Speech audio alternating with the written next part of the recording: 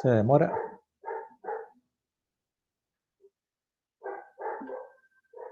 Ahí está grabando, ya. Decía yo que Vicente, dígame.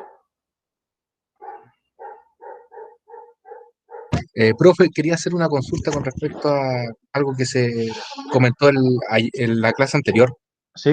¿sí?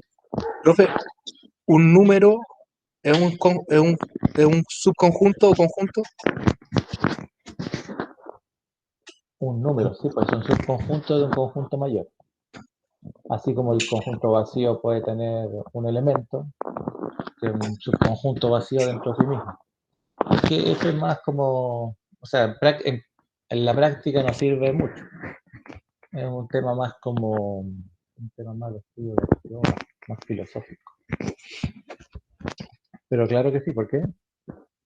No, es que quedé como con esa duda Ya, ya. si es que, por ejemplo, el 1, por decir Ajá, un número, sí. el uno era un elemento Un de un elemento de conjunto un... disculpe, estaba tapando el micrófono. Eh, sí, pues, es un elemento de un conjunto y a su vez es un subconjunto de otro conjunto. ya, profe, Incluso los... Sí, dígame. ahí tengo la duda, Ya. porque yo no tengo problema en entender de que el conjunto vacío Ujú. puede ser por el hecho de ser un concepto, yo puedo decir que el vacío es un conjunto. Claro, claro. Ya, pero como un número,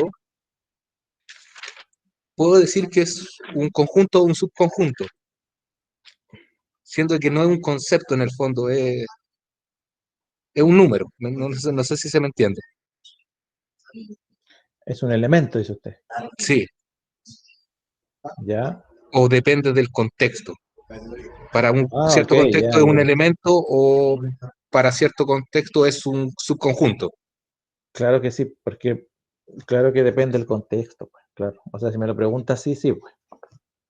Si usted quiere darle un valor axiomático a eso y, digamos, eh, conjeturar o hacer, o incluso para hacer demostraciones, hay que guiarse netamente por lo que dicen los axiomas. Pero si no, claro, depende del contexto. Depende de si yo lo considero como un elemento más de un conjunto, si es subconjunto de otro. Claro, va a depender del problema, qué sé yo. Como que yo dijera, no sé, pues, eh, a ver, como que dijera, no sé si ustedes respondieron la pregunta del cero elevado a cero, eso de claro, y nosotros podríamos tener, cuando yo digo, por ejemplo, que incluso como decía usted, por el producto de elementos de un conjunto vacío siempre tiene que ser uno, ¿cierto? Pero eso está dado por las reglas. Pero claro que depende del contexto. Mire, ahora andaba buscando un texto que les voy a compartir que tiene que ver más con los conjuntos y los anillos y esas cosas. Pero como les digo, no les quiero compartir tanto material respecto a eso porque después van a tener un ramo solamente de eso. Pero sí para que vayan, digamos, leyendo esas cosas. ¿Mm?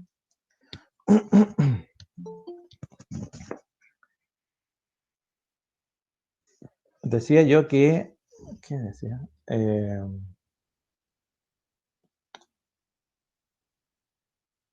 Ya, ya, la tarea. Pues bueno, esta tarea uno, si alguien no alcanzó a subirla en el horario que correspondía, la puede enviar por correo, ¿ya? Siempre que sea hoy día. ¿Mm? Lo otro que les informar es que la ayudante, que se llama María del Rosario Peña, ella va a ser la ayudante y ella va a ser básicamente correctora de las tareas, las pruebas, y va a ofrecer ayudantías de, como una clase, pero generalmente va a ser antes de las pruebas, ¿ya? Ahí, porque bueno, básicamente su trabajo es de corrección, pero ella va a hacer algunas ayudantías que son de este tipo, como si estuviéramos en clase, bueno, remota obviamente, pero antes de las pruebas, ¿ya? De todas Profe, formas, ¿sí? sabes que tengo una consulta como general. Ujú. Para uno, cuando quiere ser, por ejemplo, ayudante, ¿en qué año de carrera tiene que ir? ¿Como en el cuarto año más o menos? ¿Tercer año? No, no, no. Por lo menos desde segundo año. Ya, ya. Ya. Bueno, haber aprobado el curso, hay algunos requisitos, pero Claro. por lo menos de segundo año. Ya, no, ella va en cuarto año ya. Y, escúchame, se me olvidó. Ya, y eso, entonces, de todas formas, eh, yo les voy a ir subiendo unas grabaciones de ayudantías anteriores, ¿ya? Que también les pueden subir, les pueden consultar ustedes al horario que quieran, ¿ya? Eh, entonces es más simple, digamos, para poder juntarse. Pero claro, cuando ella vaya a hacer su ayudantía, no sé, por ejemplo, una semana antes de la prueba, ahí nos ponemos de acuerdo para buscar el horario, que la mayoría pueda, obviamente que a lo mejor no todos van a poder, pero va a tener que ser la mayoría, ¿no?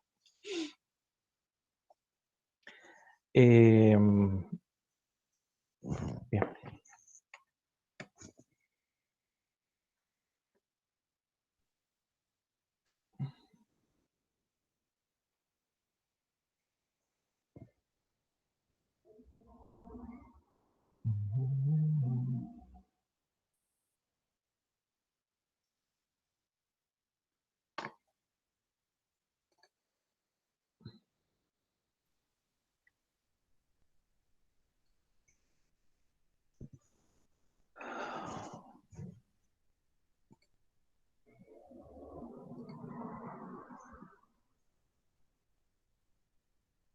Bien, vamos a pasar por varios temas hoy día, así que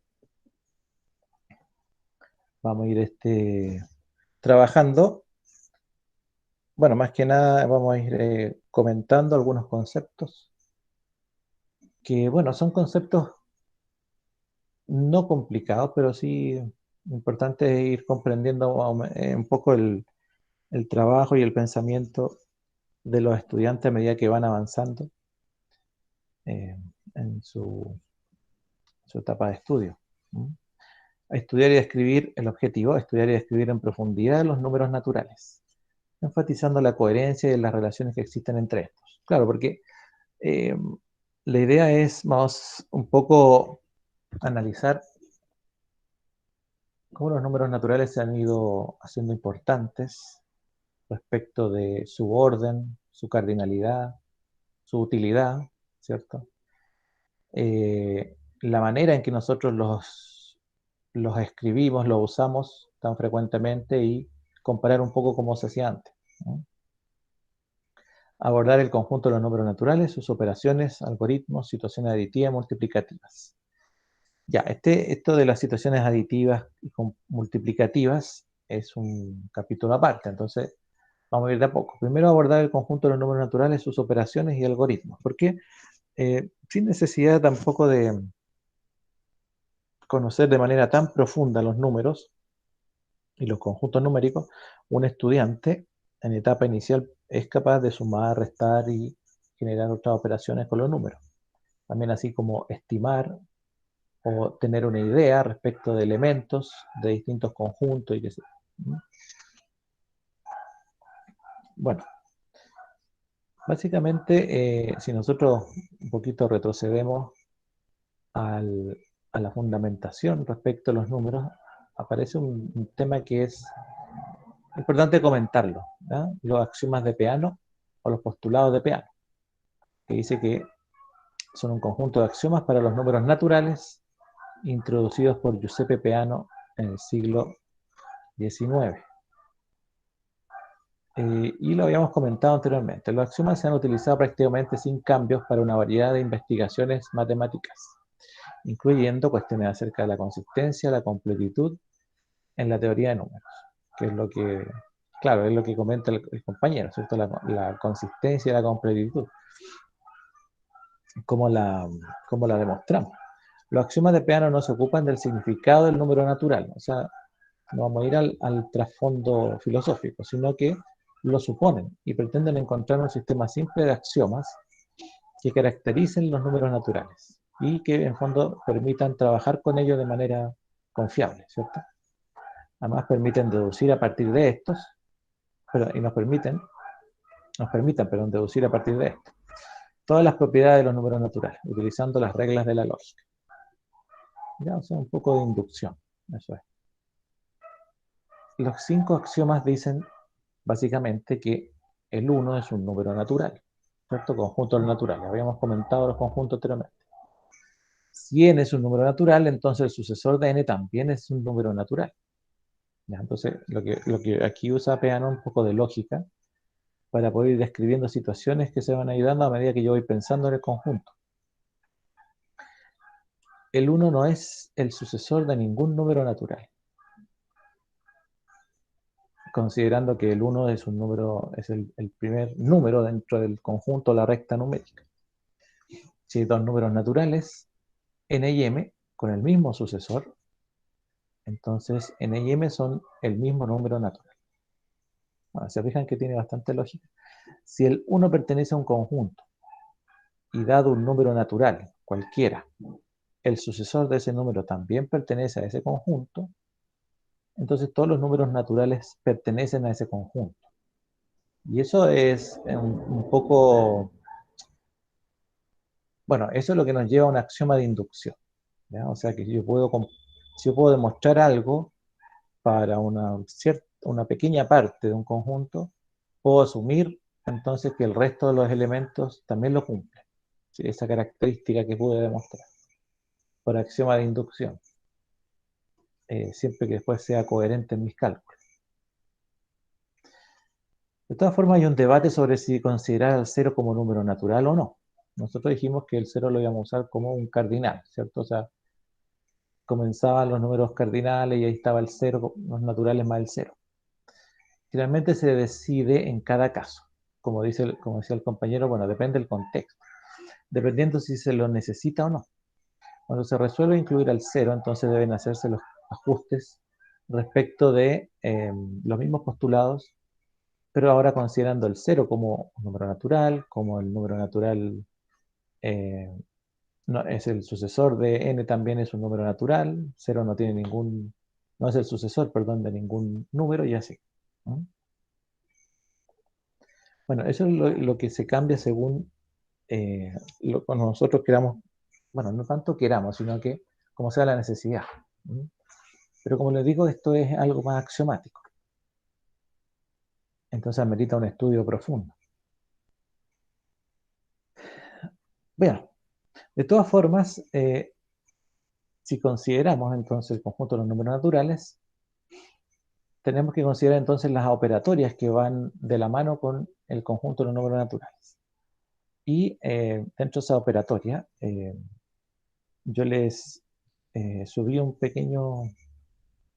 PDF que ustedes pueden repasar con estas mismas características y el mismo contenido un poquito más desarrollado. ¿Ya? Bueno, primeramente definimos la adición de los números naturales por las fórmulas, ¿sí? La suma, ¿cierto? Es decir, nosotros podemos adicionar a cualquier número m, ¿cierto? Más 1 es igual a s sub m, donde m es un número natural y s denota la función sucesor digamos, del número en n menos 0, o sea, sin considerar el 0 como un número natural, sino más bien un cardinal. ¿Sí? Bueno, hay un ruido de perro, ¿eh?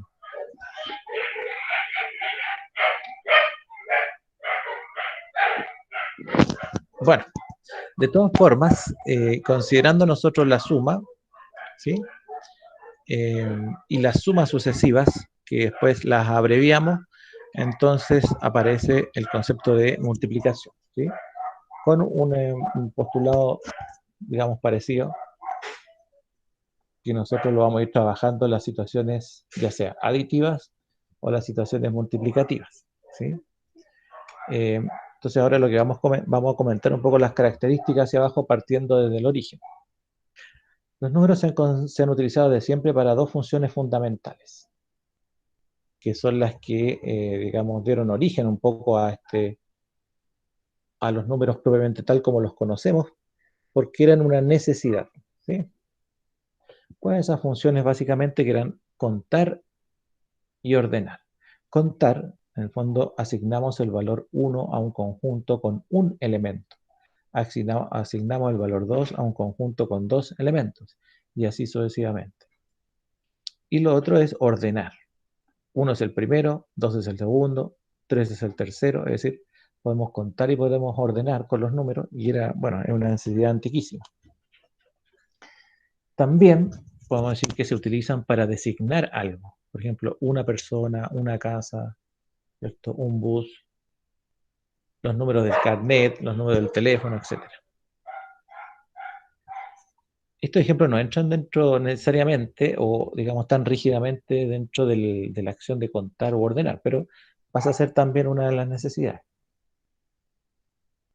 Por ejemplo, un pastor de ovejas, al salir en la mañana con el rebaño, ¿cierto? Deposita en un canasto una piedra por cada oveja que sale del corral. Esto está sacado de un extracto de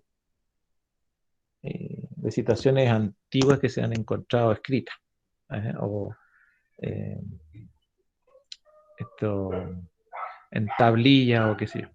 Al regresar por la tarde, saca las piedras del canasto una a una a medida que las ovejas entran al corral. Una técnica bien antigua. Entonces, ¿cuál es el significado de una piedra en el sistema de conteo usado por el pastor? Bueno, básicamente el significado de una piedra es una unidad. Y esa unidad es muy importante. Bueno, en este caso para la persona que la está contando. ¿Cómo se expresa el total de ovejas que tiene el pastor en su rebaño? Como un conjunto, un total, un conjunto, ¿cierto? En este caso puede ser de piedra o lo que sea, y es donde se acumula el total de bienes, en este caso de ovejitas o lo que sea, que tenía la persona. ¿Cómo se nombraría oralmente esta cantidad? Bueno, básicamente se nombraría como el total de elementos de un conjunto. Nosotros después podemos darle un valor como la cardinalidad o qué sé yo, pero esa era básicamente la función del contar, ¿cierto? ¿Qué significa que sobren piedra en el canasto al llegar al corral? Bueno, significa varias cosas. O a lo mejor, bueno, uno podría decir, se le perdió una oveja.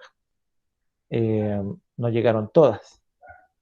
O en el camino se le cayó una piedra. Pero básicamente, o de manera práctica, ¿qué significa que sobren, perdón, me estaba adelantando a la pregunta.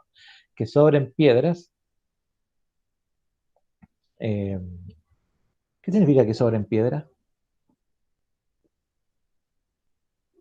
Cuando vuelve, no sé, al atardecer. Que le falta una oveja. Ya, que le falta. ¿Y si le faltan piedras? Que perdió alguna piedra o se cayeron por el canasto. No, ¿Cómo van a que volver? sobran ovejas. O que se le unió otra vez en el camino. ¿Cómo van a Ya. volver más ovejas? What? Stonks. Se le perdieron las ovejas del vecino.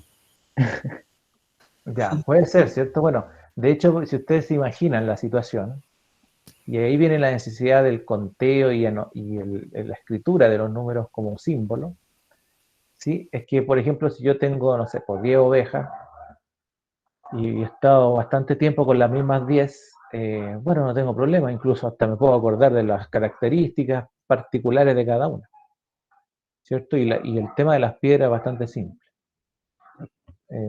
Entonces es difícil que se me pierda o se me agregue una, solamente mirando desde lejos puedo ver las 10 y contarla o qué sé yo. Pero ¿qué pasa si son, no sé, 178 ovejas? ¿Ah? O si son menos, 78 nomás. O 50, 54, 57. Es decir, ese número 57 ya es complicado. ¿Ya es complicado de qué? De juntar las piedras. Incluso el conteo a simple vista no es tan simple. O sea, me puedo equivocar, si tengo 57 me puedo equivocar y contar 58 o 56. No es tan simple. Entonces, bueno, hacía falta entonces un sistema numérico que pudiese, no solamente en este caso, sino que en muchos casos, digamos, que tienen que ver con medir, con cobrar impuestos y otras cosas, ¿no es cierto? Que se fue haciendo necesario un sistema, ¿ya? Ahora, si nosotros consideramos los números, la recta numérica, ¿sí? La recta infinita, ¿cómo nosotros asignamos? O sea, ¿qué es lo que hicieron antiguamente para considerar un número en una recta? Que era un concepto bastante abstracto, así colocar un número en una línea y pensar que ese número tenía tenía una medida de por sí mismo era no una medida, digamos, un valor de posición, sino más bien una medida respecto de, bueno, ¿cuánto es uno? ¿Ya? ¿Dónde está cero? O sea, ¿cuál es la gracia de esto? Que en una recta, en una línea, colocar un símbolo que indique el inicio, el cero, y después colocar un símbolo que indique una unidad es suficiente para entender que la medida entre 0 y 1 es la medida que se tiene que repetir para todo el resto de los números que nosotros vamos a colocar. ¿No? Entonces dice, se le llama origen un punto arbitrario que colocamos en la recta, que consideramos hoy en día lo entendemos como el 0, ¿cierto? Y a la derecha identificamos el 1. ¿Por qué a la derecha y no a la izquierda? Bueno, eso también tiene que ver con otro tema más de inicio, ¿cierto? Pero eso lo vamos a ver un poquito más adelante. Estos dos puntos definen un trazo o patrón. Entonces, ese trazo o patrón, independiente de la medida, ¿ya? Que después, bueno, se fueron ajustando con el tiempo y en distintas convenciones los matemáticos, los científicos fueron poniéndose de acuerdo en respecto, porque las unidades de medida, si bien es cierto, hoy día las consideramos algunas universales, pero las que usamos, ¿cierto?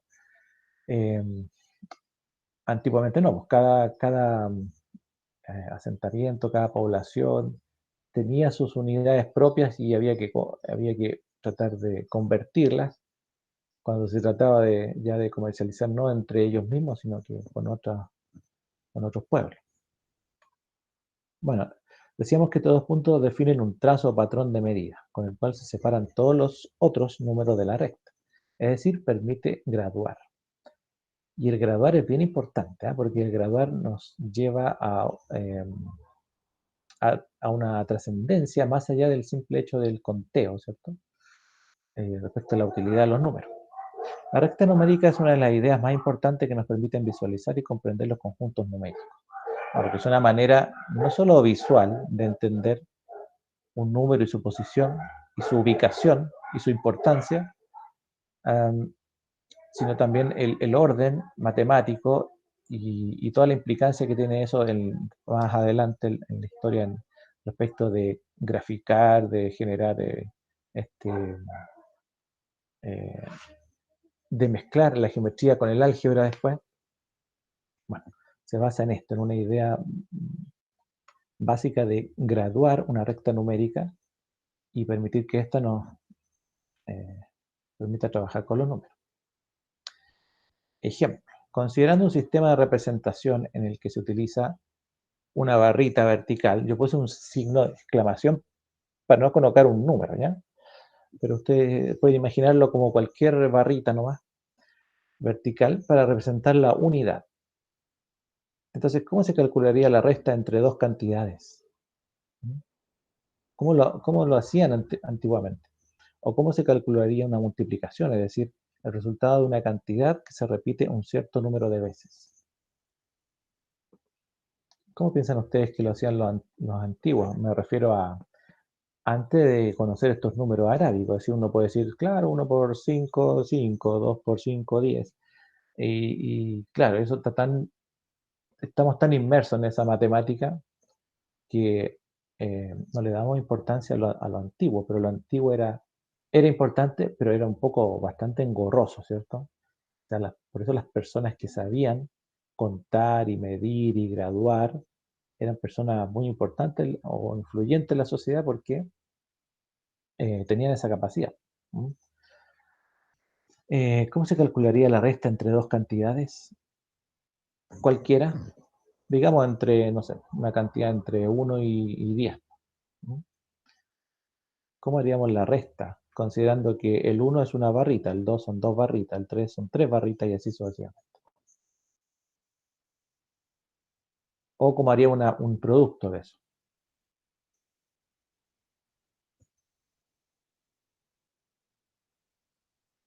¿Cómo se lo imaginan ustedes?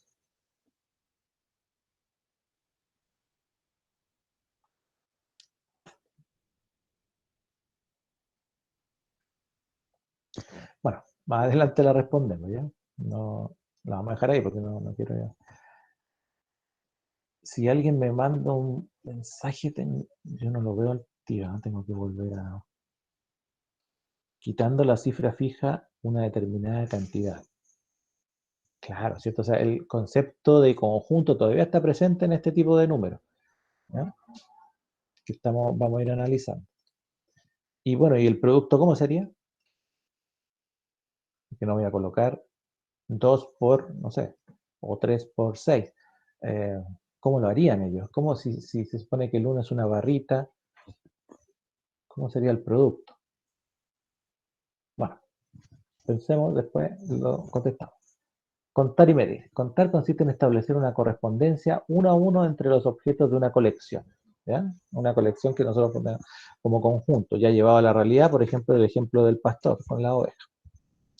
Entonces, decíamos, contar consiste en establecer una correspondencia uno a uno entre los objetos de una colección y la secuencia numérica, de tal forma que a cada uno de los objetos se le asigna solo un número de la secuencia.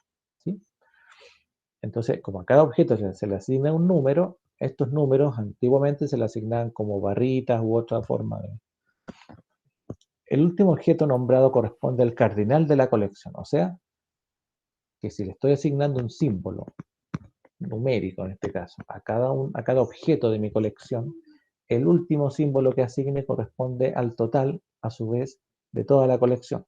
¿Sí? La cardinalidad permite establecer una relación de orden entre los números. Y esa es la gracia, ¿cierto? O sea, aunque tenga, no sé, 10 ovejas, como decíamos, cada una se le asigna un símbolo, en este caso un número, que es propia de cada una. Y eso me permite, a su vez, comprender que no todas, porque yo puedo decir, tengo 10 ovejas y colocar 10 barritas verticales en un conjunto. O lo otro que puedo hacer es colocar una barrita, 2 barritas, 3 barritas, 4 barritas, ¿cierto? Hasta llegar a 10 barritas y a cada una se le asigna una barrita. ¿Ya? Entonces le estoy haciendo un conteo, pero ya no es como las piedritas, ¿cierto? Como tengo 10 piedras, entonces, bueno, a ver, voy a volver.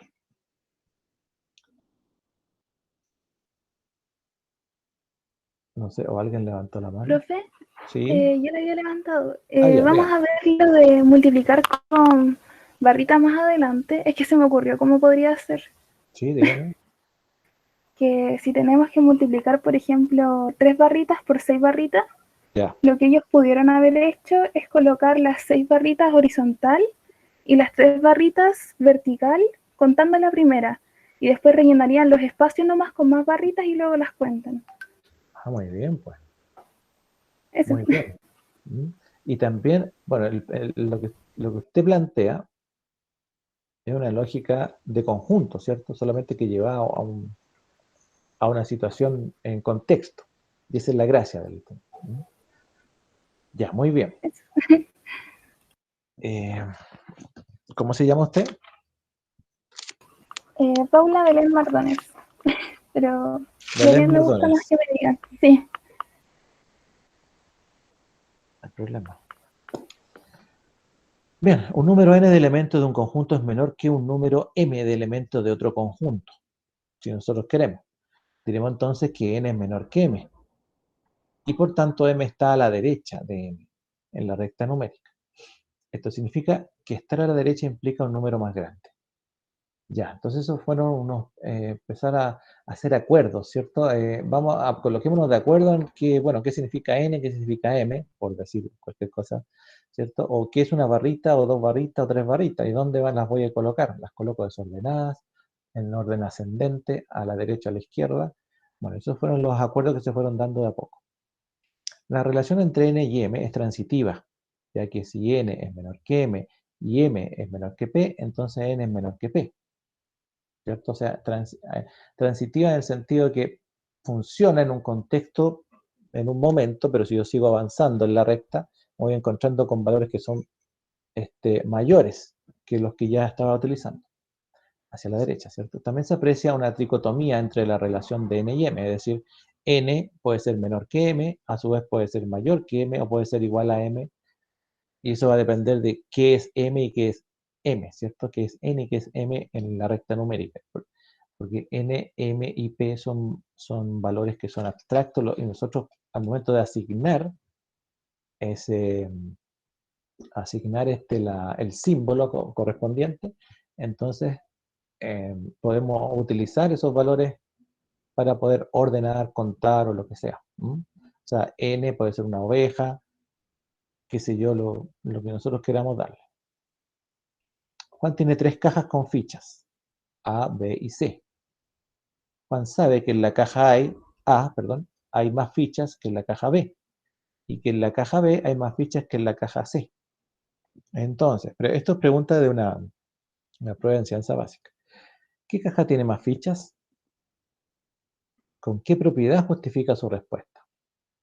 Bueno, la primera pregunta, ¿cierto? Es bastante simple de responder, incluso a chiquillos que están en la básica, ¿sí? Pero la segunda pregunta no es tan simple, porque la primera pregunta tú le estás diciendo que en base a lo que sabe, poquito a lo mejor de los números naturales, qué caja tiene más fichas, ordene, ¿cierto?, las cantidades según el contexto del problema, o lo que está diciendo el problema, ¿no? Eh, Puede ordenar, ¿sí? No sabe la cantidad, pues solo sabe quién tiene más y quién tiene menos, ¿sí? Pero después tú le estás diciendo que haga una abstracción para poder pensar en la propiedad que justifica esto, ¿ya? Que, bueno, pueden ser propiedades aditivas, multiplicativas, transitivas, qué sé yo. No estamos, digamos, analizando probablemente tal las propiedades, pero aquí esto es un ejemplo para entender de que en la enseñanza básica uno puede, eh, este, en una misma pregunta, tú puedes comprobar si el alumno comprende eh, la definición, el concepto, y si a su vez le queda claro el trasfondo de ese concepto, ¿ya? O sea, con estas dos preguntas que son preguntas de salida, ¿ya? Como cuando tú haces una clase, tú tienes que preparar tu clase como profesor en base a ciertos elementos que son, eh, digamos, bien transversales, que son, bueno, uno dice, pues una clase tiene inicio, desarrollo, cierre, que es lo que yo sé y conozco, pero básicamente una clase tiene un objetivo, ¿cierto? Un objetivo de clase. O sea, cada clase tú tienes que plantearte un objetivo. En base a ese objetivo, tú tienes dos tareas. Una, enseñar el contenido que aborda ese objetivo, ¿ya? Y verificar al final de la clase si el objetivo quedó claro para el estudiante. No que el contenido se lo aprendió. No que eh, el contenido en sí es una herramienta más para llegar al aprendizaje, ¿sí? Eh, bueno, muchos años en Chile, muchísimas décadas, se ha trabajado siempre en base al contenido. Un currículum contenidista, donde básicamente era el concepto, el ejercicio, el concepto, el ejercicio, el concepto, el problema, el concepto. Pero no había un trasfondo de comprender si el estudiante estaba entendiendo, porque podía desarrollar el ejercicio fácilmente, pero entendía lo que estaba haciendo, sabe qué propiedades o sabe qué es lo que justifica aquello que hace. Es el trasfondo del aprendizaje. Es la reflexión, que se llama reflexión pedagógica, ¿sí? En la que tú tienes que hacer después de Bueno, se dice que después de cada clase, pero es imposible. Pero tú tienes que hacerlo después de cada semana, ¿cierto? O cada vez que tengas reflexión con tus colegas y se analicen por nivel, por departamento, ¿cierto? Y cada nivel, cómo van, en qué va, quién va más atrasado, quién se ha demorado más, quién va más adelante, los colegas. A veces tú estás solo en un nivel, no hay más colegas que hacen en ese nivel, entonces te tienes que reflexionar para ti mismo, ¿no? Eh, pero eso es lo que no se hace, ¿ya? No se hace en la educación mucho, se hace muy poco, la verdad, ¿ya? Tanto la reflexión como otros conceptos, la retroalimentación, qué sé yo. Entonces, para saber esto, yo tengo 30 alumnos, tengo que reflexionar para cada uno qué me respondieron. ¿Mm? Porque si yo me doy cuenta de que más de la mitad, digamos, el 80% responde la primera pregunta, pero la segunda no la responde nadie, quiere decir que hubo problemas en mi metodología para enseñar a esos estudiantes. No llegué, ¿ya? La parte práctica está casi lista. La parte de la cognición y la metacognición es lo que no estoy logrando. Y ahí es donde tengo que analizar, bueno, un profesor de básica tiene que analizar mucho más, ¿ya? Le cuesta mucho más y los análisis son más profundos, pero no son como los profesores de media, que el análisis de repente, incluso con un estudiante de tercero o cuarto medio, ya podemos conversar respecto a los temas axiomáticos y cosas así, que a uno como que le gusta más porque está llegando a un nivel más alto el estudiante. Con los estudiantes de básica no, ¿cierto? No, no, eso es imposible. Pero sí, por lo menos podemos pretender de que el estudiante tenga una noción general, bien básica, de que está haciendo algo y el por qué lo está haciendo. ¿Mm? Bien, el conteo. La técnica del conteo no está exenta de problemas. El acto de contar se relaciona con mostrar cada elemento de la colección relacionándolos unos con otros. ¿Sí? O sea, tengo que contar, bueno, pero el conteo, yo tengo que asignarle un valor, ¿cierto? En el conteo y obviamente viene de la mano el tema de que cuando voy contando en mi mente, ¿cierto? Si lo voy anotando, todo tiene un símbolo, ¿cierto? En ese conteo. Teniendo en cuenta el último elemento de la colección, el cardinal, ¿cierto? Algunos errores son omitir algunos elementos, ¿eh? Cuando cuento, señalar algún elemento dos veces, también pasa, o enunciar un número sin señalar ninguno de los objetos. Bueno, y eso pasaba mucho cuando no existía un sistema numérico formal. Considere los conjuntos de más abajo. Ahí tenemos dos conjuntos. Ambos tienen los mismos elementos. Ambos tienen el mismo nivel de dificultad para contar. Ya esto también aplicado a niños. ¿Eh? En ambos se hace el mismo procedimiento para el conteo. ¿Cuál de ellos es apto para un nivel de enseñanza inicial y por qué? ¿Quién quiere responder? Yo, ¿Cómo se llama? Tomás, Ya, es que disculpe que no estoy mirando la... yo creo que es más apto para un nivel de enseñanza inicial el que tiene forma de una L Ya. de acostadito. ¿Por qué? Porque el circular, donde no tiene un principio claro, puede darse la confusión y contar dos elementos por error. Puede contar, por ejemplo, puede partir desde como de forma horaria y contar el primero que contó dos veces. Y O además, con el contar, otro, como tiene principio y claro, final, es más sencillo. perfecto. O puede hacerlo al revés, ¿cierto? Contar antihorario. Profe, igual tengo otra explicación. Dígame. Yo le diría al niño que se imagine que está en una recta numérica, ¿Sí? que ubique los puntos que están en forma, siempre me confundo, horizontal, ¿Ya? y que después baje dos, y después los cuente. Vaya contando por orden, nada más que eso.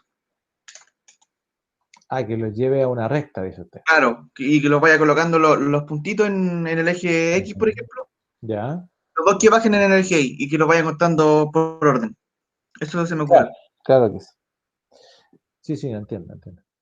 Eh, Ahora, si uno piensa a los niveles iniciales, ¿cuál es más apto el estudiante?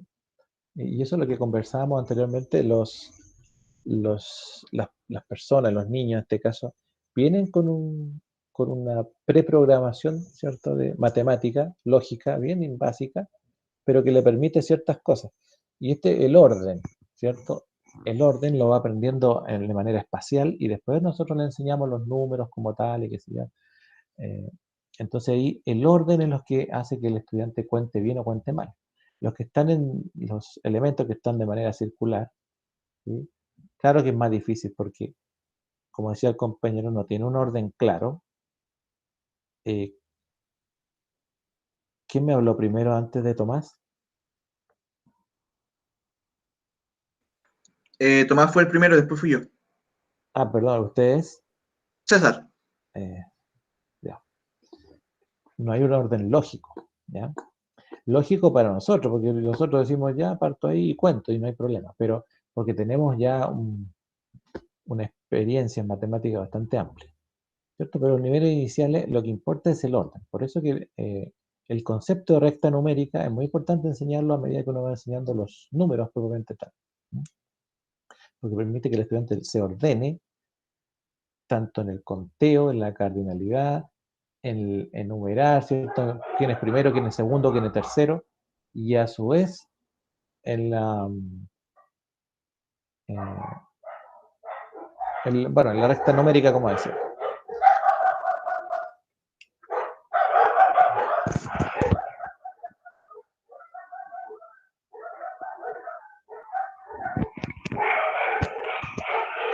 Vicente.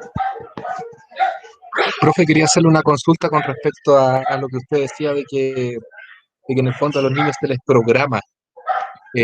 ¿Cómo lo haría usted como para que a los niños, a los alumnos de cursos iniciales no se acostumbren o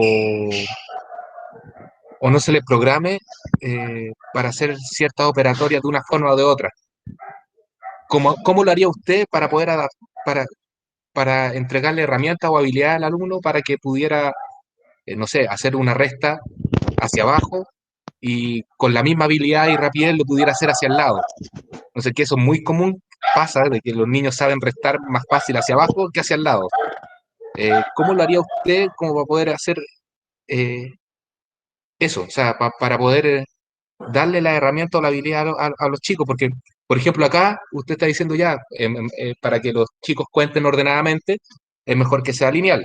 Sí, por lo menos al principio, pero tampoco la gracia es programar, no sé, según yo, tampoco la gracia es llegar y como programarlos tanto, a pesar de que la manera más ideal es hacerlo así como decían compañeros, que es más ordenado.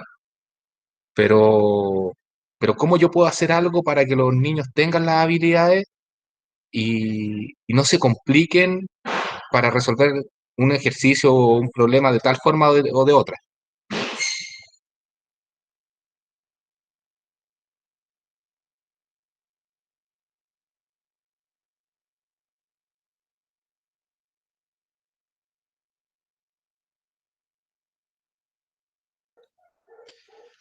Claro, bueno, buena pregunta, ¿eh? Buena pregunta. Esa pregunta es una pregunta que se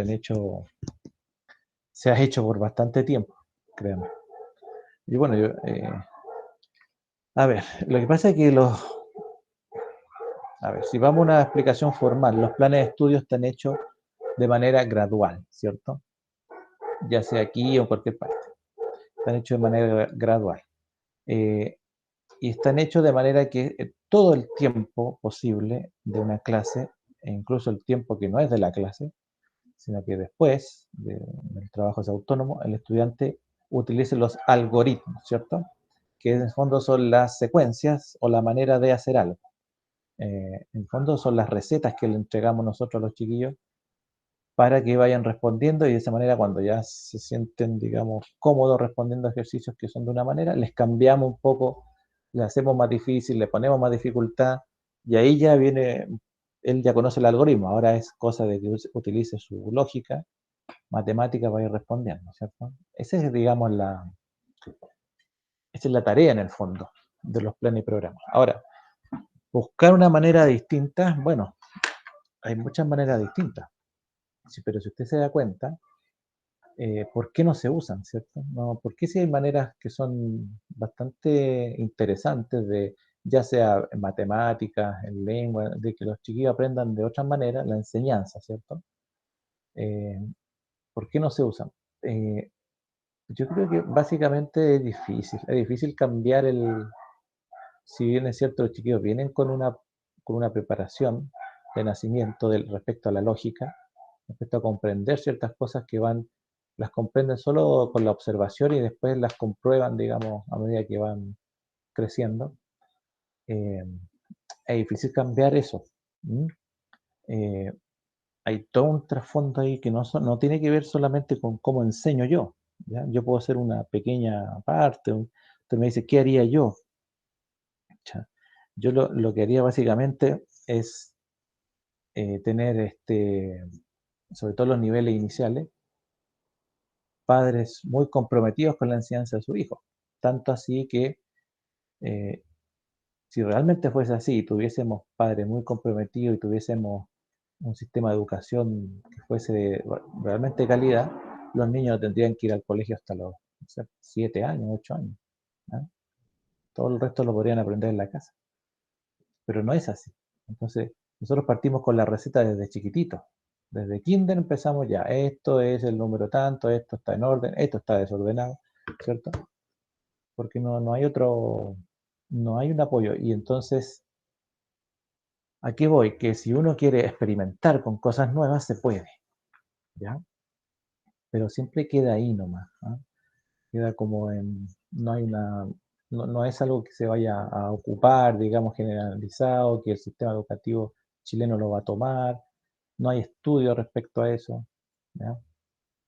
Entonces, es una pregunta muy amplia, o sea, ¿qué haría yo? Yo potenciaría, por ejemplo, el trabajo en los primeros niveles iniciales respecto de todo lo que tiene que ver con el orden, lo espacial, eh, es decir, hasta los 5 años y después de los 5 hasta los 7 y de ahí en adelante, si tú potenciaste en un niño, una niña, eh, toda la parte matemática que no es numérica propiamente tal, que no es enseñarle los números y enseñarle que a restar, todo lo formal, sino que tú potenciaste, no vamos a decir lo informal, pero aquello que realmente tiene que ver con la matemática de la vida cotidiana, ¿ya? De entender qué está más lejos, qué está más cerca, qué es primero, qué es segundo, todas esas cosas. El estudiante va a tener más capacidades después como para resolver problemas recurriendo a su lógica, ¿no? Pero no pasa, es decir, pasa poco, ¿eh? Pasa poco. Más que nada, los docentes estamos un poco obligados, ya sea por tiempo, por necesidad, porque también por carga de este trabajo, qué sé yo, a enseñar de la manera tradicional porque es lo más rápido, porque tienes que cumplir con los aprendizajes, tienes que llegar a una cierta cantidad de contenido en el semestre, en el año, etcétera. Y si no lo haces porque tú usaste otras maneras, claro, el estudiante puede que cumpla, ¿cierto? Es decir, tú le colocas una prueba que tiene que estar hecha en base a lo que la manera que le estás enseñando, ya no es la misma prueba para todos los cursos, sino que ya la haces tú especialmente ya. Pero al final te está tratando de hacer lo formal, y lo formal te empuja, ¿no? Entonces después te evalúan mal, te dicen, bueno, usted no hizo esto que está aquí, pero tú puedes decir, pero es que yo utilicé otros métodos y fui innovador y los chiquillos, mire, hable con ellos, hágale una prueba, así. Como que no interesa mucho eso, porque va a decir, bueno, a mí me interesa lo que usted tenía que hacer nomás. Entonces, bueno. O sea, Sí, ahí hay un problema de cómo se plantea en el fondo la educación en sí, ¿o no? Acá en pero el claro, país pero claro que sí, pues, claro que sí. O sea, si nosotros hablamos, uno dice, bueno, no sé, pues, ustedes han escuchado, en Finlandia los profesores es la mejor educación de, qué sé yo. Eh, y claro que sí, ¿por qué? Porque ellos es otra cultura, es otra cosa. Entonces, nuestra cultura nos empuja a muchas cosas, nuestra sociedad, a esta sociedad que se ha creado en los últimos 30 años, una sociedad que si bien es cierto, bueno, tiene acceso, tiene oportunidades, tiene qué sé yo, no están no bien remuneradas, pero todos tienen oportunidad de hacer algo. Pero lo cultural, ¿cierto? Lo que tiene que ver con darle la importancia, por ejemplo, que tiene el profesor en una clase. ¿Ah? O sea, yo estaba en clases en otras partes donde los niños son igual que aquí, ¿eh? Se tiran los papeles, se están haciendo, pero de todo. Entra el profesor o la profesora y nadie se mueve. O sea, todos, una, unos niños, o sea, nadie conversa porque es un respeto único. Y no es que una cosa que le tengan miedo, al contrario, son casi amigos. Eh, nosotros, no sé, pues si yo tuteo a un estudiante en la sala, se puede sentir ofendido, incluso, ¿cierto? Y bueno, y ha pasado, ¿ya? En otras partes, eso ni siquiera es, bueno, impensable pensar que alguien se va a ofender porque tú lo tuteas, porque los niños también te tutean. Pero me refiero a que es son las culturas en el fondo, si eso es lo que pasa, ¿no? Entonces nosotros, bueno, estamos lejos de muchas cosas, eso hay que tenerlo en cuenta. Entonces, ¿cuándo puedo ocupar métodos innovadores, distintos, qué sé yo? Cuando me gane un proyecto, cuando postule y tenga mi tiempo, mi espacio y sea pagado para hacer eso. Porque así tú también te vas a sentir bien haciéndolo, ¿ya? Porque si tú lo quieres hacer en el aula, se puede, sirve, ¿cachai? Perdón, sirve ya, pero usted se va a sentir presionado de que tiene que igual cumplir con el currículum, tiene que igual hacer otras cosas, tiene que cumplir con las planillas y todo lo administrativo que a veces es mucho más agobiante que el hecho de ir a hacer clases. A veces un profesor descansa más en el aula que fuera de él. Entonces te vas a sentir presionado y al final vas a dejar eso ahí. Bueno, hay algunos que persisten, pero bueno, es difícil. O sea, en el fondo es nadar contra la corriente. Es un poco nadar, pero ahí es que también pasa mucho porque los directivos te comprendan, te den, digamos, el espacio. eh, Tú lo puedes proponer como un taller al principio, tomar una muestra, cierta cantidad de estudiantes y que hagan distintas cosas y ahí probarlo, ahí se puede. Pero llegar así con ideas distintas y cambiar todo es difícil porque ustedes como futuros docentes van a llegar a una máquina que es un establecimiento que viene andando de muchos años, ¿ya? Entonces, claro, ustedes van a llegar con ideas nuevas, herramientas nuevas, eso va a ser novedoso y eso les va a dar un cierto nivel de liderazgo, ¿ya? Entonces, en base a eso pueden aprovecharse de eso y cambiar cosas.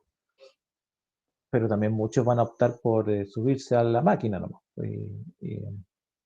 o seguir remando como todo, porque también es más cómodo, porque, bueno, seguramente tengo que hacer otras cosas, no sé, eh, hay tantas variantes, es difícil. Ahora, si tú me dices, por ejemplo, ¿qué haría yo? Eh, Hay tanto que cambiar, pero yo tampoco puedo ser no puedo incidir mucho porque los primeros niveles, los niveles iniciales son de las profesoras educadoras de párvulo y las profesoras de básica entre primero y segundo, entre kinder, primero y segundo y tercero, esos niveles son pero cruciales, sobre todo para la matemática. De ahí para arriba ya lo que no aprendió, para que enseñárselo como receta, ¿no? Y bueno, repetirlo hasta que el estudiante se lo aprenda.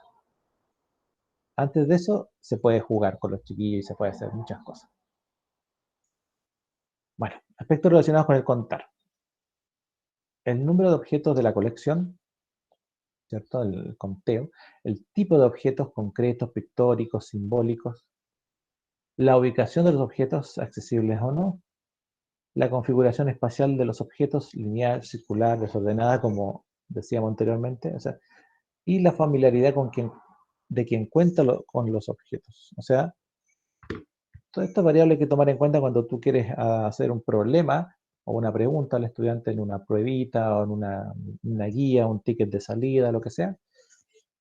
donde tú quieras evidenciar o medir, ¿cierto?, el nivel de comprensión del estudiante respecto de cierta, en este caso, por ejemplo, el conteo. Entonces, ojalá sea un problema que sea familiar para el estudiante, que cuente cosas como cotidianas, balones de fútbol, pero tampoco se pueden usar balones de fútbol mucho porque también dentro del currículum dice que tú no puedes tener un sesgo de respecto de si dar más ejemplos para hombres que para mujeres. Tienes que buscar, ¿me entiendes? O sea, ya no es tan simple. Hay que tomar en cuenta muchas cositas. Bueno, la configuración espacial de los objetos, si los va a colocar como acá, desordenados, o sea, ordenados, bueno, depende de lo que sea un orden o un desorden, ¿cierto? Pero generalmente la mayoría va a considerar la figura de la derecha más ordenada y la de la izquierda más desordenada, ¿cierto? La ubicación, si es accesible o no, el tipo de objeto, hay algo concreto como esas figuritas, algo más pictórico como fotografías, simbólicos como símbolos extraños, no sé, o no tan extraños, bueno, etc. El contar requiere de qué? Distinguir los objetos que son parte de la colección a contar, ¿sí? Elegir un primer objeto por donde comenzar a contar. Decir o nombrar los términos de la secuencia numérica en orden. Asignar a cada término de la secuencia solo un objeto de la colección. Asociar cada objeto de la colección a un término de la secuencia. E identificar el último término de la secuencia. Esto que está aquí son los requisitos que debiese cumplir, por ejemplo, en una evaluación, un estudiante. Yo lo puedo, una evaluación me refiero no a una prueba necesariamente, puede ser una disertación, puede ser una presentación, una plenaria donde estemos conversando, se hagan preguntas, etc. Entonces, esto tú lo puedes usar como rúbrica y asignarle puntaje a cada una de estas habilidades que se van a ir logrando, ¿sí? Además, permite comparar cantidades, por ejemplo, cantidad de hombres y cantidad de mujeres.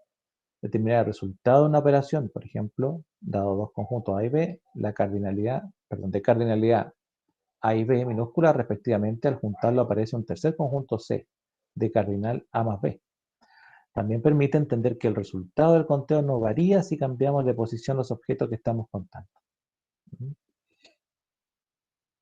Ahora, respecto a medir. El significado básico de medir una magnitud como longitud, masa, volumen, ¿cierto? O cualquier otra, es determinar las veces que está contenida una unidad de medida de dicha magnitud dentro del total que estamos midiendo, ¿cierto? Seleccionada como patrón de medición en el objeto a medir. El proceso de medir es discreto cuando se usa contar para medir. No se cuentan objetos, sino acciones. ¿Sí? O sea, bueno, es concreto en el sentido que en los niveles iniciales nosotros tenemos que enseñar en forma concreta, ¿sí? O sea, voy a contar de 1 hasta 5, no de 1 hasta 5.5, ¿cierto? O cuento un entero o no lo cuento nomás, ¿cierto?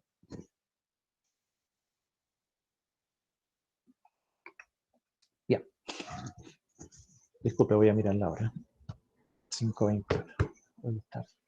Las siguientes actividades tienen como objetivo que los estudiantes comparen la cantidad de estrellas con la cantidad de lunas. Observe las actividades y conteste la pregunta. Bueno, hay actividad A, B, C y D, ¿sí? Y hay que responder lo que está abajo. Describe los procedimientos que podrían usar los niños y niñas para efectuar la comparación de lunas y estrellas. ¿En cuál de las actividades anteriores es necesario contar para resolver la tarea? ¿Qué dificultad podrían tener los niños y niñas para realizar cada una de estas actividades? Entonces, dejémosla para mañana esa pequeña actividad, ¿sí? Y esta también, observe la siguiente actividad, en la que se pide medir un lápiz. Anterior era contar, aquí se pide medir un lápiz con el objeto dado y anotar el resultado en el recuadro. ¿Sí? Ahí está midiendo con una regla, la actividad A y la B, está midiendo con un patrón que no sabemos si es una regla o no está graduada, ¿cierto? Describe el procedimiento que puede usar un niño de segundo básico para responder en ambos casos. ¿En cuál de las actividades anteriores la medición de la longitud del lápiz corresponde a contar? Ya. Y esta. Una profesora, esta es una prueba, en los niveles iniciales de enseñanza, plantea la siguiente actividad a su estudiante. Poner un solo botón al interior de cada vaso. No debe quedar ningún vaso sin botón.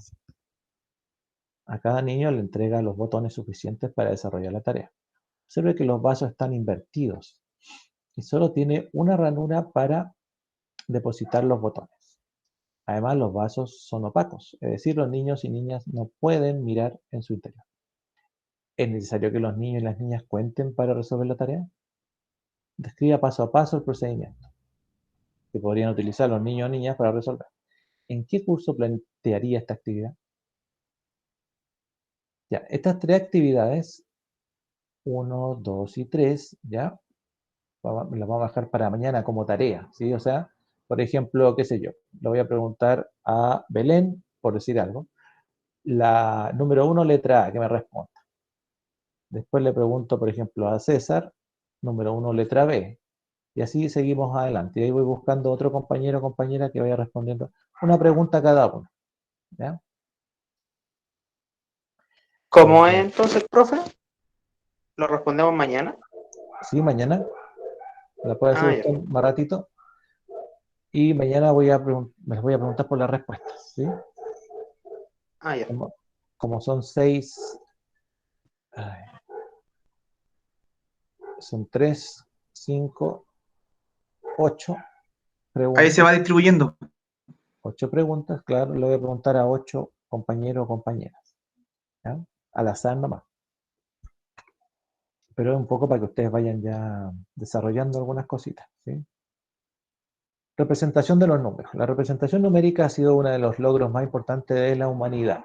Es lo que decíamos anterior, es decir, ya no tener que usar las piedras ni dibujar en la rayita en la tierra, sino que algo que sea formal y que, bueno, la puede utilizar la mayor cantidad de gente posible. De igual forma, la representación demoró siglos en tener una forma y un significado lógico como hoy lo conocemos. O sea, no fue una cosa que a alguien se le ocurrió esto y esto, bueno, los números indoarábigos son antiguos, ¿cierto? Pero las representaciones numéricas son mucho más antiguas porque hay distintas. Eso va a depender de la cultura. Cada pueblo o cultura ha desarrollado una representación en base a sus creencias, conocimientos y la vida cotidiana que presenta problemas y necesidades a resolver, ¿cierto? O sea, a medida que las sociedades van creciendo, también crecen los problemas, las dificultades, ¿cierto?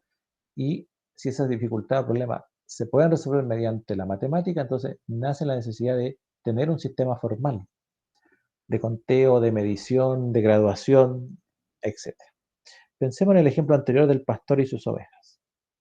Imaginemos nuevamente un pastor de ovejas, el que quiere registrar la cantidad de ovejas que hay en su corral. Dependiendo del momento histórico y de la civilización a la que pertenece este pastor, al registrar de manera correcta la cantidad de ovejas que hay en un corral, puede escribir. Pastor antiguo puede decir, bueno, ¿cuántas ovejas hay aquí a todo esto?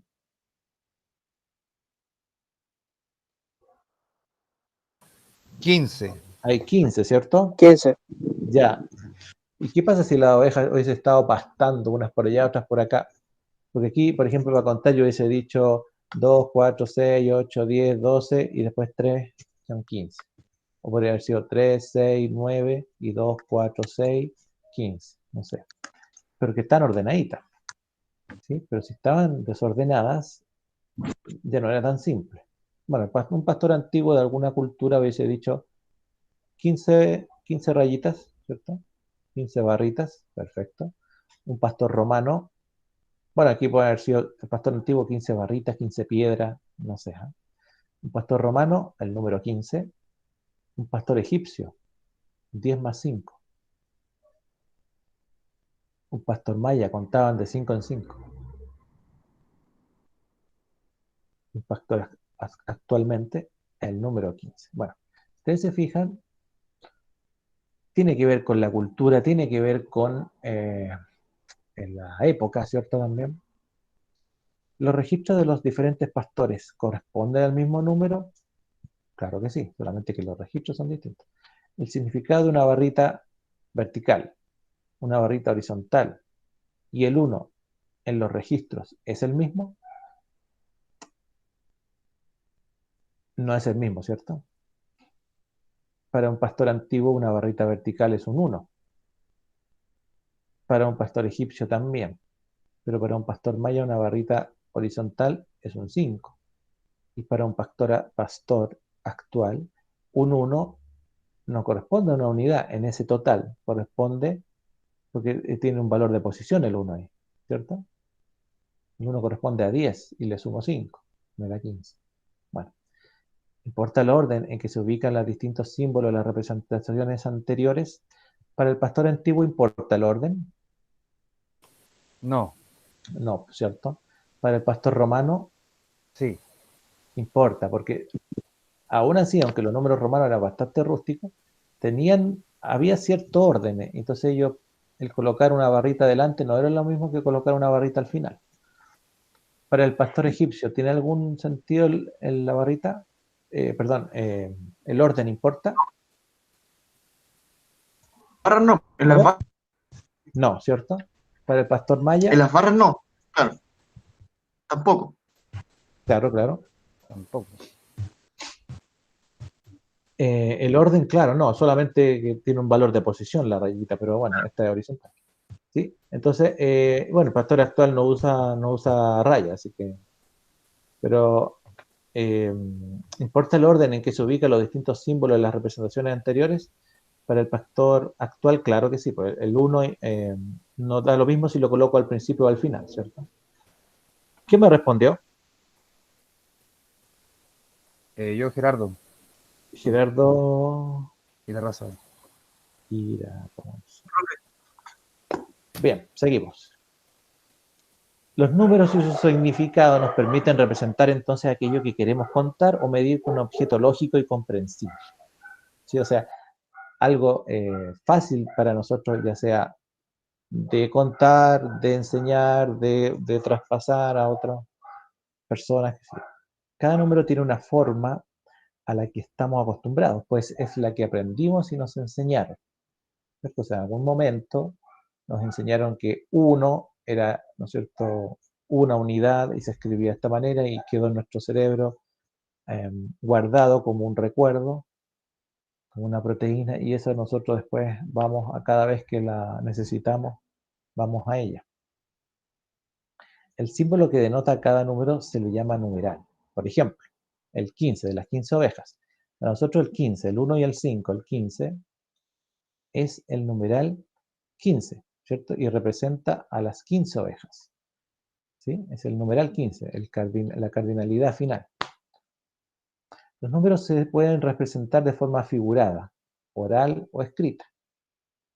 Si es figurada, corresponde a una marca física sobre un soporte. O sea, escribir, básicamente, dejar una marca de aquel número. Si es oral, se atribuye al nombre, ¿cierto? Con palabra a cada número. Y si es escrita, usa símbolos nuevos o ya existentes para representarlo. En el ejemplo de las ovejas es fácil representar el 10, el 20 o el 30, ¿sí? Ovejas en alguna forma particular. Pero aquí está, por ejemplo, ¿qué pasa cuando se tienen 78 ovejas, por ejemplo? No es simple hacer 78 rayitas, ¿cierto? O figuras. Incluso si aunque se tuviera buen ojo, no es simple identificar entre 78, 76, 77 o 79 a simple vista. O sea, si yo voy a escribir una rayita por cada oveja y tengo 121, se supone. Entonces, bueno, realmente conté 121 en la tarde. Al mirar el rebaño era tan simple, no, ¿cierto? Es necesario agrupar cierta cantidad de objetos dentro de un conjunto y a ese conjunto asignarle un nombre, forma o figura, y así para poder identificarlo, ¿cierto? Podemos imaginarnos que nuestros antepasados usaban un método similar contando con los dedos de una mano, porque la otra anotaban. A cada vez que contaba 5 objetos, hacía una marca distinta, por ejemplo, una mano. O sea, cada 5... disculpe, ¿hay 5 rayitas o hay 6? ¿Cuántas cuentan ustedes? Hay seis. Tiene que ser 5, ¿ya? Entonces, cada 5 barritas hay 6, 6. ¿cierto? Qué bueno. No sé si veo bien, pero me parece que conté 6. Cada 5 barritas, la persona, bueno, puede haber dibujado una mano. Y así me ahorro dibujar 5. Y así, si tengo 15, dibujo 3 manos, ¿cierto? Ya, es una forma. De esta manera, 3 manos y 4 dedos, entonces representan 19. Claro, 5, 10, 15 y las otras 4, 19. Podemos llevarlo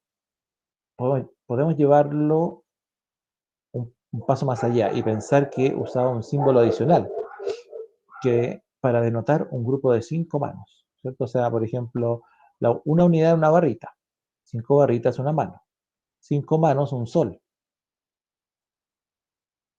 ¿Por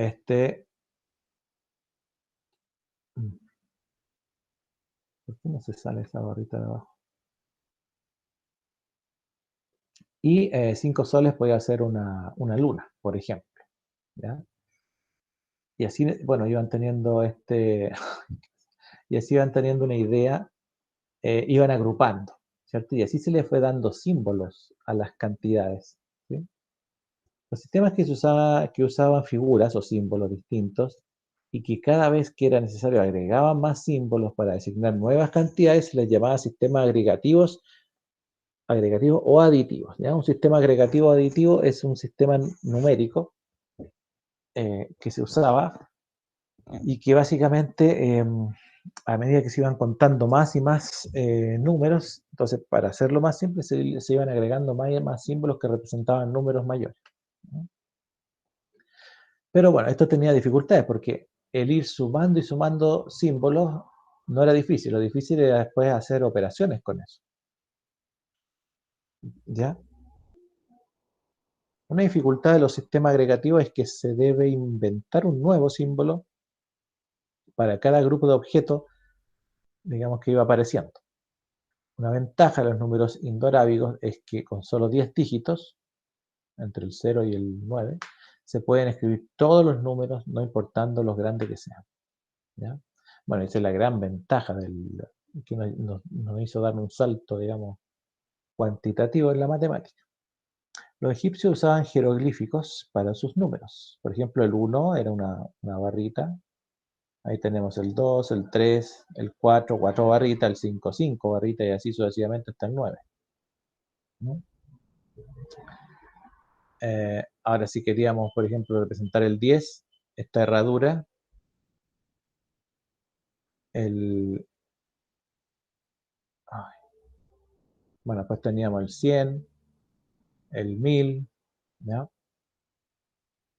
El 10.000, la ranita que era el 100.000, esa persona que tiene un nombre, no me acuerdo yo, que es 1.000.000, entonces así sucesivamente. Entonces, a cada número, a cada vez que aparecía la necesidad de contar mucho más allá de lo que ya se sabía, entonces, bueno, iban juntando, no sé, 100.000, 10 ranitas, 1.000.000. Entonces, cada 10 ranitas, 1.000.000. Entonces, hacíamos esta otra figura. Pero, ¿qué pasa si quiero contar 1.180.000 o 1.183.000? Entonces, ya era difícil. Ahora, si quería restarle a eso, 1.183.000 menos 722.000, entonces era complicado. No era tan simple. Había que usar números cerrados, qué sé yo. Bueno. Los romanos denotaban con letras en su alfabeto, ¿sí? Bueno, si bien es cierto, en Europa los números romanos se usaron por muchos siglos, ¿sí? También tenían sus complicaciones. Para escribir números más complejos juntaban dichas letras con cierto orden. O sea, le daban un cierto orden a los valores. Y aquí, por ejemplo, el 2057, bueno, no nombré acá, pero el 1 es bueno, eso como una barrita, el 5 es la V, el 10 la X, el 50 la L, la C el 100, la D el 500 y la M el 1000. Entonces, 2057, MM 2000, L 50, la V 5 y los dos son 5,27. no todas las combinaciones son aceptables, solo las letras, ¿cómo decir? I, X y C pueden ser antepuestas y tampoco en cualquier combinación. O sea, que habían algunas combinaciones que eran las más cotidianas y que, bueno, no se podían hacer otras. O sea, 1 menos que 5, el 4. Se podía colocar la I delante de la V. 1 menos que 10, el 9. Y así sucesivamente, ¿cierto? 10 menos que 50, 10 menos que 100, 100 menos que 500 y 100 menos que 1000. Si tú querías representar otro número distinto, estaba fregado ahí, ¿no? Bueno, aquí viene una explicación respecto a lo mismo, de modo que la L y la D no es una forma lícita de denotar al número 450. Para ello debemos escribir CDL, es decir, 100 menos que 500 y el L son 50. ¿Sí? Porque C es 100, la D es 500 y el L son 50. Entonces, no podías llegar y escribir LD, sino que tenías que escribir CDL por el orden que tenían los números. Bueno, de todas formas, bastante ingenioso el sistema, pero tenías bastantes limitaciones. Por ejemplo, un error común es escribir 49 como IL y 99 como IC, cuando se escribían como aparece ahí. Entonces, claro, es interesante detenerse a pensar cómo hacían las operaciones en la antigüedad. O sea, por ejemplo, trate de sumar 1532 más 4844 en números romanos. Y luego, usando los números romanos, los mismos, trate de multiplicar esos números. Era difícil, ¿cierto? Ahora, si vamos a analizar nuestra cultura, la cultura mapuche tiene su propia concepción de los números y la define en un orden bastante aceptable y simple. En Mapudungún los números se construyen de forma muy regular. O sea, el 1 tiene su nombre, ¿cierto? Quiñe, Epu, ¿cierto? Meli, Quechu, Cayu, y así sucesivamente, hasta el 9, y después de 10, 100, 1000. ¿Ah? Y si ellos querían, por ejemplo, decir el 11, Mariqueñe, el 12, Mariepu, el 21, Epu Mariqueñe, es decir, iban agregando eh, el, palabras de las que ya ellos tenían. Por decir, coloca, o sea, si bien es cierto para nosotros, eh, o sea, estamos colocando ahí la traducción a los números arábigos, pero ellos lo nombraban de esa manera. Que es muy parecido a lo que hacían las otras culturas antiguas. ¿Mm? Perfecto. Utilizando el sistema de numeración egipcio, responda. Ahí tenemos 1, 2, 3. Y esto lo vamos a dejar como ya tarea, pero para la próxima semana, ¿sí? Bueno, una cosita. Si mañana dije voy a preguntarle a 8 personas, ¿ya? Pero aquí tenemos 1, 2, 3, 4, 5, 6, 7, 8, 9, 10. Sí, podríamos comentarla también, ¿eh? Bueno, de todas formas, todos los que me vayan respondiendo, si quieren hacer esta también, les voy a ir colocando décimas, ¿sí? Así que recuerden que las participaciones son así. Eh, pero esto es bien interesante porque dice, ¿a qué números en nuestro sistema corresponden las siguientes representaciones?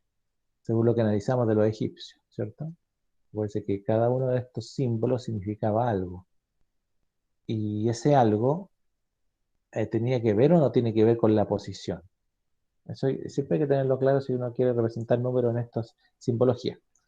Después abajito dice, represente en el sistema de numeración egipcio los siguientes números. O sea, traducir estos números indoarábigos a estos símbolos egipcios. Utilizando el sistema de numeración romano, responda, ¿a qué número de nuestro sistema corresponde los siguientes? Esos que están ahí. ¿Cómo se escribe el 3322 en el sistema romano? O calcule esa suma que estaba y escriba el resultado en romano. Y yo diría como la más complicadita la de abajo. En una civilización antigua representaban cantidades usando una I, ¿cierto? Para indicar la unidad. Al tener 4, escribían una Fi, después usaban otro símbolo, cuando juntaban 4 de las anteriores, y ocupaban otro más, que estas son letras griegas, para representarla a medida que iban juntando 4 más. Entonces, pregunta, ¿qué cantidad significa esos símbolos que están ahí? ¿Importa o no importa que las unidades estén al principio o no? ¿Mm? ¿Cuál es el número que viene inmediatamente después de esta simbología? Y así, ¿ya? Entonces, bueno, hay harto para mañana. Sí, las que sí me gustaría que hicieran para mañana son las 3 anteriores, pero si alguien quiere hacer esta también, también la revisamos, ¿vale? Y nos queda un poquitito, vamos a hablar un poquito de la numeración posicional. La numeración posicional, o en el fondo este concepto, utiliza un principio aditivo y multiplicativo para la formación de los números. ¿Ya? O sea, aquí ya no es tan simple como solamente dibujar un símbolo. Un grupo de símbolos que permite representar cualquier cantidad y otorgan un valor a la posición en que se ubican dichos símbolos. O sea, si bien es cierto, los números son símbolos y son bastante simples para nosotros dibujarlos, escribirlos, nombrarlos, qué sé yo. La gracia de esta numeración posicional es que con poquitos símbolos, no como hacían los egipcios, otros que tenían que ir inventando un símbolo cada vez que iban aumentando los números, sino que con un pequeño puñado de números podemos representar el número que queramos. De esta forma, para representar una cantidad, se ubican símbolos en las distintas posiciones, de manera que el valor que aporta la formación del número es el producto entre su valor específico como número tal y el valor de posición que se le da a ese mismo número según donde se encuentre. ¿Sí? El número representado corresponde a la suma de los aportes parciales de cada número, y el sistema de numeración mixto utiliza principios de los sistemas agregativos y posicionales. O sea, el sistema agregativo, acuérdense que era dibujar un símbolo a medida que iban apareciendo más números. ¿Sí? Entonces nuestro sistema de numeración mixto tiene símbolos, pero a su vez esos símbolos tienen una posición y un valor de posición. Y esa es, digamos, la idea fundamental del sistema numérico decimal que nosotros utilizamos. ¿Ya? Bien, vamos a dejarlo hasta acá, jóvenes. Mañana continuamos a las 14 horas, ¿sí? Vamos a retomar esta misma idea y vamos a ir un poco revisando las actividades, ¿sí? Profe, va a subir Dígame. las clases hoy, ¿cierto? La clase hoy. Ya está como semana 3, creo. No, pero el video me refería. Ah, ya. Sí, pues sí. Ah, ya. Voy a subirlo ahora es que ahora justo al tiro viene otra clase. Tendría que subirlo más tarde. ¿Ya? Ya, profe. Ya pues. Que estén muy bien. Déjenme aquí. Profe, esto ya está subido a la plataforma, o sea que es cosa de ir al campus y vamos a poder ver las preguntas para responderlas, ¿o no? Supone que está en materiales, ¿o no? Sí, está en materiales. Semana 3. Lo que no está es el video de ahora, ¿no? Pero Sí. Ah, ya. Pero sí podemos encontrar la